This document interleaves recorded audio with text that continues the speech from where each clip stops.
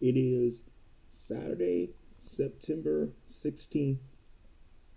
We are almost done with football season already. 3 more weeks, and the regular season is done, and we're on to playoff and bowl season. Welcome to Alabama Game Day today. And on this week's docket, we got the Mercer Bears.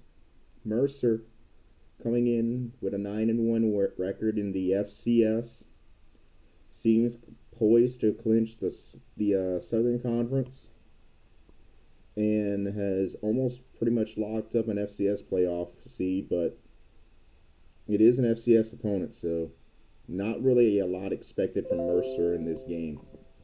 Um, Alabama, obviously, coming off of the dominant win over LSU in Tiger Stadium. They're coming into the game with a ranking of number 10, and they're one of several two-loss teams that are vying for a spot in the playoffs. You got an FCS playoff bound team versus somebody who's trying to clinch the FBS playoff spot. If I made it sound like this is an intense matchup, it's not really. Mercer has a good defense, but FCS defense going up against an FBS offense, that's not a good matchup there, especially when it's you're talking about the 10th ranked team, and you're talking about the best mobile quarterback in college football today in the form of Jalen Milroe.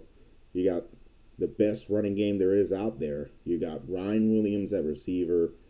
Jeremy Bernard has done some good. And Alabama defense looking to step up big time. This game looks like on paper it's like it's going to be a blowout. But you can't disregard the game because one, it's going to happen. And there's two factors here that you're going to really be looking for from Alabama in the game against Mercer. You're going to be looking at, is this potentially a spot where they don't play as well, given that they just blew out LSU? Now, obviously, nobody expects Mercer to pull what Vanderbilt did, but if Alabama doesn't play well against Mercer, and by play well, I don't just simply mean get the win. I mean, if Alabama doesn't completely dominate Mercer, people are going to be saying, oh, for the rest of the season, that Alabama does not belong in the playoff. So you're going to be looking there. You're going to look to completely dominate Mercer. That way you can silence the naysayers. But the second thing you're going to be looking for is how quickly into the game are you able to pull your starters.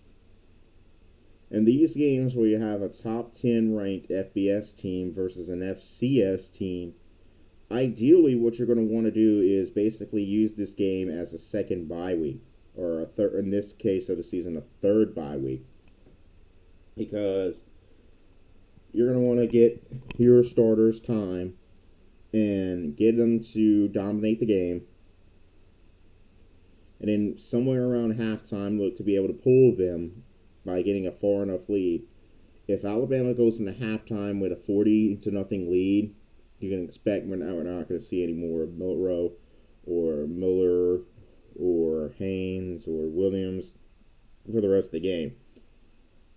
Especially when you look at the fact that Alabama's next opponent, Oklahoma, has a bye week this week, whereas Alabama doesn't have a bye week. You're going to be looking to get your starters out of the game as quickly as possible against Mercer. Those are really the two big things you're looking for from Alabama in the game against Mercer. Can they dominate? And can they pull their starters quickly? Last year, we see it every year from Alabama where they play an FCS team. Heck, pretty much every top FBS team plays an FCS team, and if they're not playing an FCS team, they're playing some lower level group of 5 team. Alabama usually dominates these games. We saw it last year where Chattanooga was on the brink of playoff berth for FCS, and Alabama ran them over 66-10. Alabama routinely does this, but there's been some exceptions. Georgia Southern in 2011 at the time was an FCS school. Now Georgia Southern has since moved up to FBS, but at the time Alabama played them in 2011, they were an FCS school, and the score was like, I want to say it was 45-21, so it was relatively close, especially considering you had an FCS team playing one of the top-ranked FBS teams at the time. A couple of years ago against Sauce, backtrack it a little bit more. 2016, Chattanooga took a 3-0 lead over Alabama at the end of the first quarter. Alabama actually had to flesh that game out and ended up winning 31-3. And then most recently, 2022, Alabama couldn't even get to the 30s until the late part of the third quarter. So even though Bama mostly dominates FCS opponents, you gotta look. You can't be looking to Oklahoma, at least not in the first half. You gotta look good. Because if you don't look good against Mercer, that combined with the fact that we lost to Vanderbilt when we shouldn't have, that's going to look like a team that shouldn't be in the playoff. No matter if we somehow get it to the SEC title game, if we run the table. If we don't look great against Mercer, then that's going to be a negative when it comes to the playoff. Other key things you're going to be looking to do is avoid injuries at all costs. You're going to be looking to play intense. You're going to be looking to get your second and third string players some experience. Those are the things you have to be doing if you're Alabama in this game against Mercer. Weather looks to be amazing.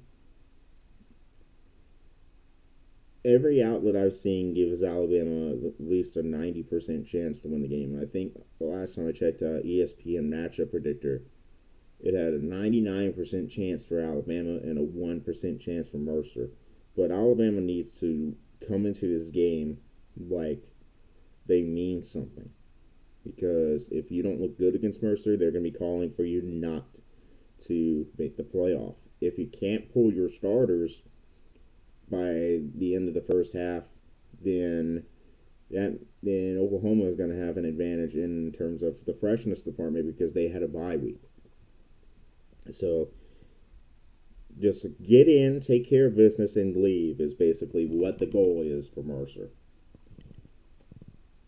This concludes this episode of Alabama Game Day today. Kind of a shorter episode, but it's an FCS opponent, so what did you expect?